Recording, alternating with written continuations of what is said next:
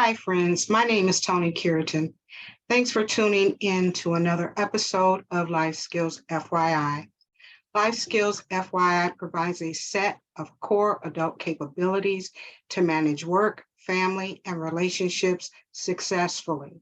It's designed to help build the skills adults need for life. Life Skills FYI teaches skills of planning, awareness, focus, self-control, and flexibility. They are daily living skills to promote successful independent living, skills that every adult should know, but were never taught in school. Life Skills FYI premieres on Thursdays at 10 a.m. on our My Virtual Academy Facebook page. Today, we are going to talk about how to avoid common scams and frauds. So, scams targeting children, teens, and young adults include everything from fake scholarships and contests to online shopping frauds and even extortion. By educating yourself and your family, you can take precautions to prevent scams and frauds from happening to you. Most of us today live much of our lives online, which makes us prime targets for online scams. Cyber fraud is growing faster among victims ages 25 and under than any other age group, according to the data from the Internet Crime Center. Scams include everything from fake scholarships and contests to online shopping fraud and extortion. These crimes can cause emotional anguish, financial losses, and even identity theft. Today, I will share some common online scams to watch for and what you can do to protect yourself. First, online shopping scams. Don't fall for ads or messages prompting and promising products for low prices, such as iPads for $25. After providing payment information, you may never receive the purchased product. Not only are you out of the money, but the payment information and other personal data may be stolen and used by thieves. If it's too good to be true, it probably is.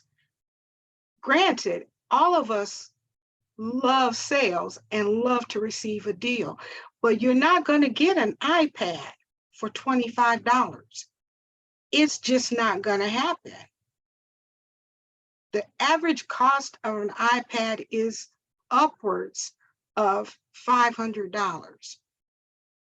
Even a good used one is going to cost you a couple $100.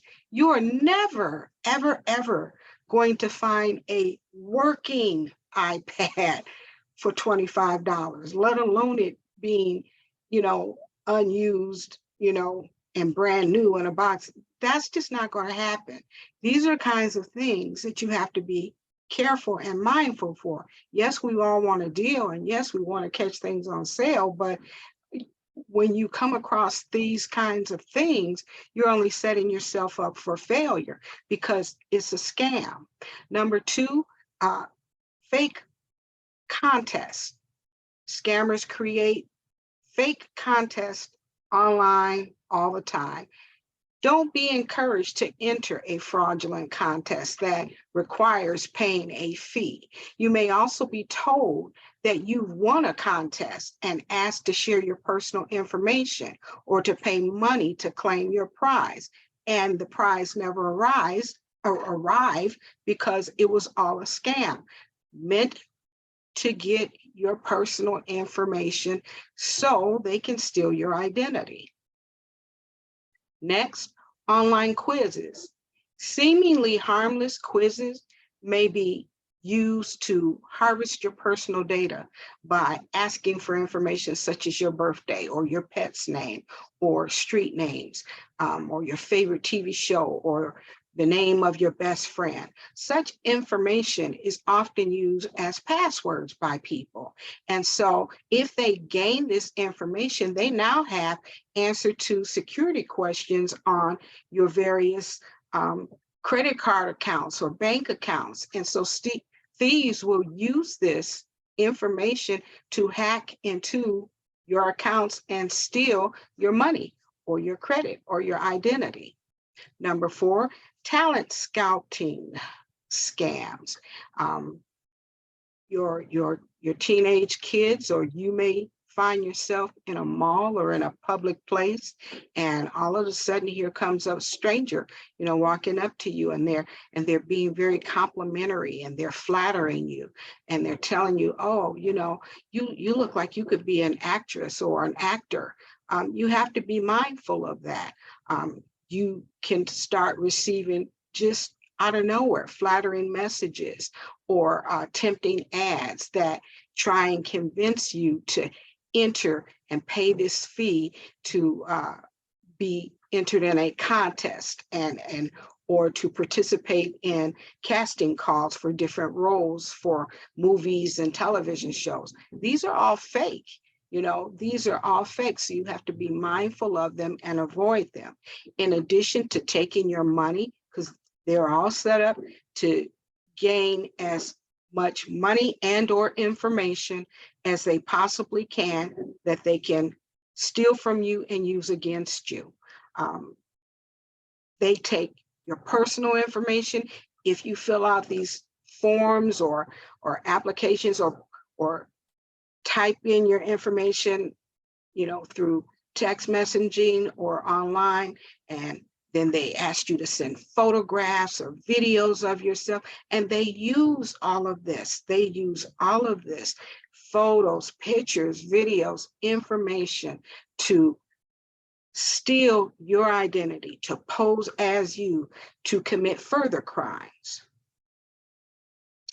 Next, you have pop-up scams.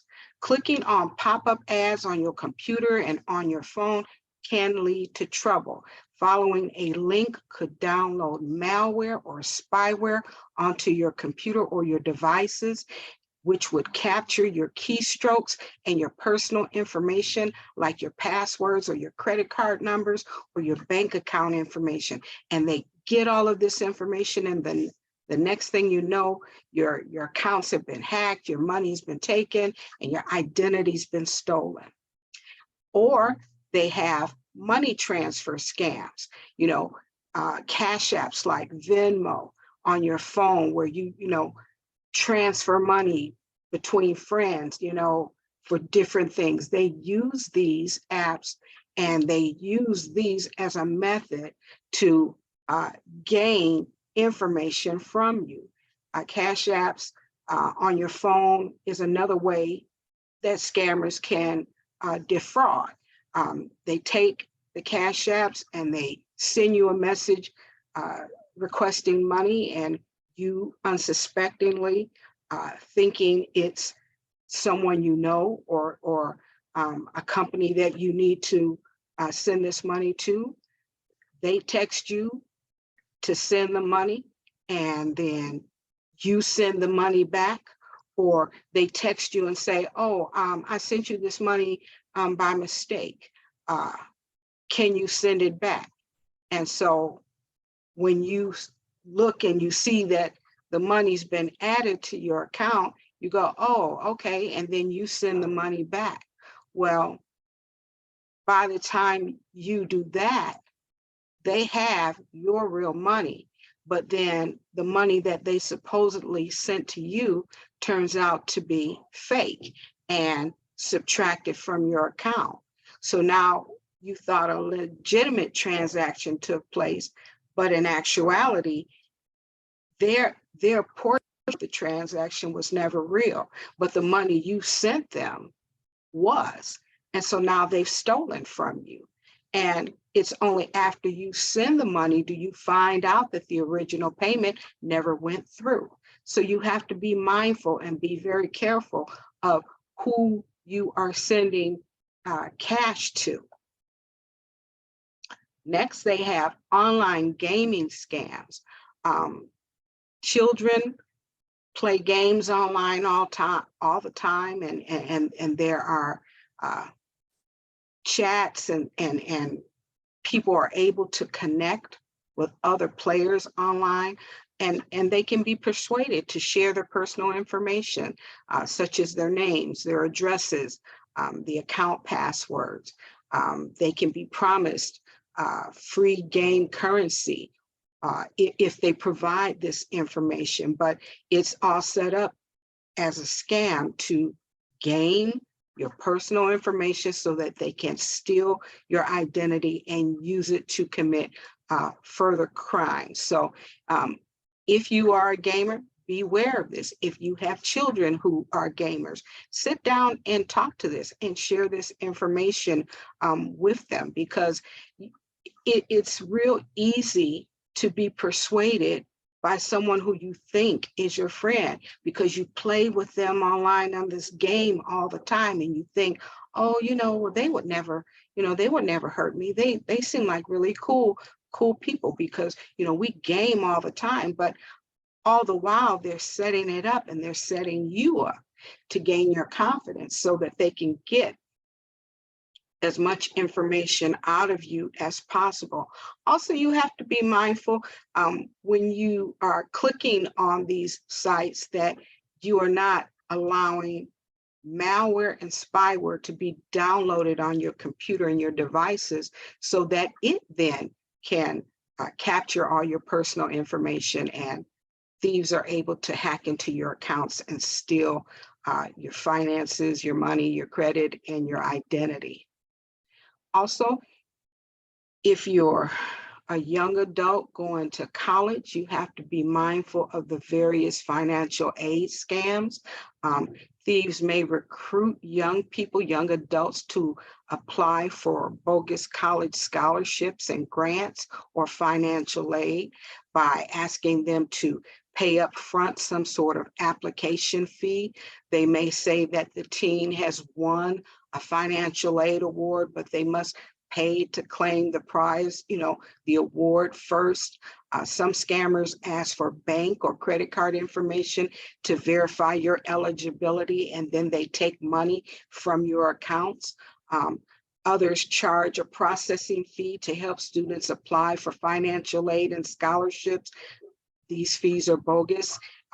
They gather your personal financial information about your students and your parents and your family members, and they process it and they utilize it to further their criminal activity. Financial aid is free. This is what the actual initials in FAFSA stands for. It stands for Free Application for Federal Student Aid, FAFSA. It's free. It doesn't cost any money for anybody to apply for. And so if you come across any website that is telling you that there is a fee for that, it's a scam because it's a free application. You are not having to pay for financial aid. The same with scholarships. Real scholarships will not cost you any money. You may have to have a certain GPA. You may have to provide information about your extracurricular activities, or you may have to demonstrate that you are an excellent football player or a basketball player because it's an athletic scholarship, or you may have to demonstrate how well you draw or paint if it's an art scholarship, or if you play music. But if it is a real genuine scholarship, they will not require you to have to pay anything for receiving any type of scholarship awards. Scammers may even send teens or young adults checks purporting to be grants or scholarship funds. And then the student is asked to send back part of the money to pay taxes or fees. And then by the time you realize that the check has cleared, you sent the money on to the people, and it comes back to your bank account as fraud and negative. And then now you're responsible for the money that was taken. So be very mindful, be very careful. guard your information vigilantly. Don't release your personal information to just anyone, and be mindful of people that just, you know, they're so clever now that they're developing email and text and websites that really look like they are the real website. They copy these things and Photoshop and copy and paste them to look genuine. But again, the first flag to let you know that it is fraud is that they're asking you for money to pay for some sort of fee or to participate in receiving some sort of award. That's your first flag. The second, if you suspect that this is not real, click out of the message or the text or the email that they sent you and go to the real website and contact them directly. That way, you know for sure you're dealing with the right people. But again, you will never, ever, ever have to pay for the Pell Grant, the FAFSA application. You'll never have to pay for that. And you should never, ever have to pay for receiving a scholarship award. Also, phishing. Phishing is people who send phony text messages, phony emails claiming to be from a legitimate account or a website, such as a social media account or a gaming site, and they create a sense of urgency in the message that they send you. These messages are typically designed to get you to confirm your password or your user data or payment card information, or it contains links that download spyware or malware onto your phone and your computer devices. Be mindful of that. Again, if you're being sent something that you think is kind of sketchy, come out of it and contact the legitimate company or website that you received the email from and investigate further through their direct website. Don't click any links that they're sending. Come out and go directly to the real website, and then do your investigation and inquire whether or not what you've received is legitimate. Next, they have a scam that offers free services. You're on your computer or on your device and you get these pop-ups all the time, where people ask you to sign up for services that claim to be free, but in actuality, what they do is charge you a reoccurring subscription fee. For example, you might claim an offer for a free smartphone ringtone without really realizing that you're signing up for them to charge you monthly for the cost of the ringtones. So be careful about that. And this is not really new, but it is kind of new. It's becoming more and more prevalent. Sextortion scams. These are people who are extorting other people and applying pressure to them. And these people will set up a relationship situation with you, potentially initially, and you believe yourself to be in a romantic relationship with this person that's on the other end of your device or your computer. And then, after a brief moment of initial getting to know you, they'll start asking you to share explicit pictures of yourself or video of yourself.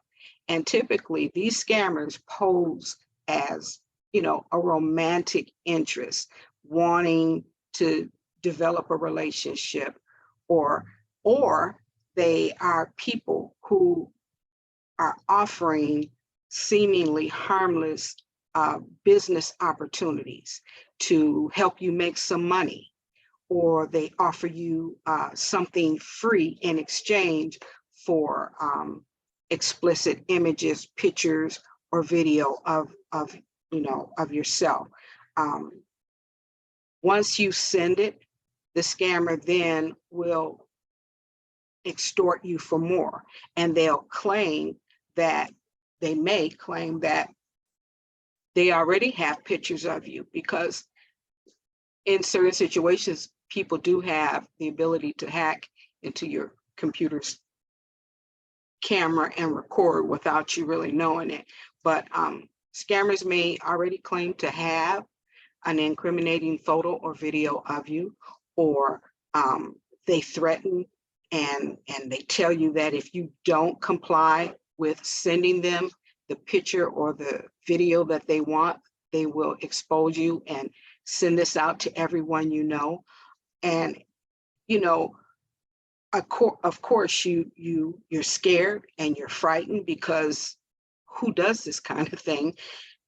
But again, don't comply with them. Tell someone, your parents, if you're a young person, your parents, if you're an older person, tell a friend and call the police and share with them what's going on. Because again, if you've never sent anything like that, then you don't have to be fearful or threatened of it and embarrassed by it. But the more important thing is you also don't want to give anyone that kind of control over you. So just be mindful when you are meeting people online, through dating sites, and, it's going great at first. And then after, a brief period, they start pressuring you to provide them with, explicit images or videos. That's a red flag, and you should immediately get out of that relationship. If by some chance you fell for it and you sent the explicit images, again, don't feel bad, and don't allow extortionists to shame you into not doing the right thing, which is the next step, by reporting it. If you've done that, you know what? Things happen. Sometimes people make poor decisions, but don't let that one poor decision cause you now to be terrorized by someone who continually tries to manipulate and extort and pressure you into continuing to make poor decisions. So if you haven't done it, be strong. There are people who will embrace and support you if you undergo an experience like this. And if you find yourself in a position where this is taking place, the thing they're trying to do is isolate you and make you feel like, oh my God, no one else will understand. Oh my God, no one else will be supportive, when that simply is not the case. So when you're meeting people online, or and it's not just online, when you meet people in person and you develop what you think is a romantic relationship, and then it turns, that's unfortunate that person would be that kind of individual that would do that. But do not continue to give them power over you. Be strong and share this with someone, and let someone else help you and support you through this experience and defeating this person, this bad actor that would do something so terrible. So, ways to protect yourself. Online scams, it can lead to a lot of different things. Identity theft, where your information is taken and utilized to rob you and steal from your bank accounts or your credit cards, identity fraud, where they take your information, what information that they have available to them, and then add other information to it to create a whole new profile of an individual, and then continue to utilize that profile to commit crimes, create credit cards and purchase items fraudulently, and then never paying the bill, or whether or not you are being extorted online. Here are some ways that you can use to protect yourself and keep these kinds of things from happening. When you're online, you really do. You have to be careful about where you enter your information, what sites you use. Same with your children. If you have children that access a computer and go online, you have to monitor that. All of their game rooms and all of the things that they do with their friends is not always innocent. So you have to watch and monitor that as well, because children are a very big target for identity thieves. And usually you won't know that your child's identity has been stolen until your child becomes an adult and is now trying to obtain credit, because it happened so long ago, because they innocently, left their information unguarded. So if you have children that are computer and device age where they're using these things, you have to monitor and see where they're going and what they're doing. It is estimated that one of every 50 children is a victim of identity theft and fraud. And so, again, to safeguard you and your family from, different online scams, you should be reading up and watching and learning about the various scams that are out there. Make yourself aware of all of the new, we make ourselves aware of different trends that are, going on. Make yourself aware of the trends in the criminal world so that you can be unguarded and take precautions. Make sure that when you shop online, that your websites and your shops that you go to are trusted sites. Make sure they're not sketchy. Do not click the links in emails or in text or pop-ups, especially if you're unfamiliar with them, especially if you've never dealt with that site before. This is new and out of the blue it appears. Be mindful of it. Be careful. Don't click on the links that they provide. Also, never share your passwords. Never share your passwords.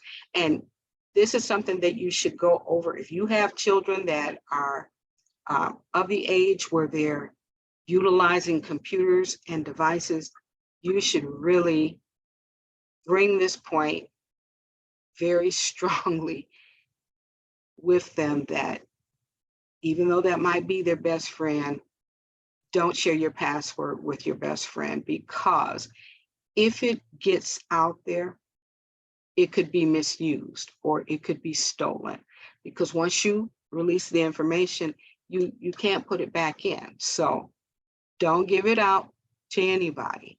Never share your information or information on your family, personal information on your family, with their name, the address, their date of birth, what school they attend or attended. Definitely not social security numbers, your phone numbers, definitely credit card and bank account information. This information should not be made public. Also, if you have children and they have gaming accounts, do not attach your bank account or your payment account information to their account, and do not have accounts where your children can access your bank or payment account information. Keep that separate. Also, make sure that you use built-in browsers and pop-up blockers. These things are put on your devices because they work and they help you, and they help minimize your risk to hacks and malicious software and malware that can be put on your computer. Make sure, if you have the opportunity, purchase a password manager for yourself as well as your entire family, and it will manage your unique passwords for each account that you have as well as your family that you all use. Also, if you have children, check their credit report. Just like you should check your own credit report every year, you should also check your credit report for your minor child. Normally, a child won't even have a credit report, especially because they're not old enough to establish credit where they would have one. But sometimes if a child's identity's been stolen, they will have a credit report because someone is reporting to these credit agencies for these charges that are being racked up in this child's name. So just as every year you pull your annual report, you should pull one for your minor child as well. If you find that there has been some accounts created in your child's name, of course, you need to address that immediately and report it. And then once all of that is taken care of, you should put a credit freeze on your child's name. And while credit freezes will not prevent your child's identity from being stolen, what it does do is it prevents new business accounts being created in that child's name. In other words, once the freeze is on, no one will be able to extend that child any further credit, because once a freeze is on, a creditor just can't open up an account in that child's name anymore. So put a freeze on your child's account, and then when they become of age and are ready to establish credit on their own, take the freeze off so that they can conduct their financial affairs, safely and, move on through life. But report every suspicious and fraudulent activity that you come across for yourself as well as your family, your minor children. This will help keep you safe online as we continue in, this world of technology. Here are a few other protective measures that you can use to safeguard you and your family online. Like I said, every year you should be monitoring your own credit report. You can get one free from all 3 of the credit bureaus every year. You should monitor your minor children as well. Experian, one of the credit bureaus, they provide a free personal privacy scan that reveals whether or not you or any of your family members, if they've had their data, their personal data, exposed online. You can also upgrade from the free version and pay a fee for them to monitor this on a regular basis. And if something occurs with regards to your children's credit, they'll automatically remove it. You being an adult, if there's something that occurs on you, they'll notify you, but you'll have to take the necessary steps to have that removed from your credit report. You can also get a free scan to see if you or your family members' social security number, email, or phone number is on the dark web. You can also purchase for a nominal fee and it is so worth it. You can also purchase identity theft protection plans for you and your family. They play companies like LifeLock. They provide identity theft protection plans. LifeLock monitors your credit, your banking information. They monitor your social security information, everything, your address, your phone number, everything that is related to you. They monitor and let you know where it appears, who has been accessing it, who has access. They let you know all of that for, a monthly fee. And again, like I say, it's really worth it. It's not that expensive, but it's really worth it, especially because we live in a world of technology, and that's not going anywhere. It's not going anywhere. And thieves and scammers seem to be working overtime to create new ways to commit fraud. So this is a precaution that you should take to keep your own, your sanity. Is just a necessary precaution. Well, friends, that is all my time for today. Thanks so much for tuning in to Life Skills FYI. If you have any questions, please feel free to reach out to me. My number is 586-842-0558. That's 586-842-0558. Again, my name is Toni Cureton. Thanks so much for tuning in. I'll see you next time. And remember to always adult responsibly.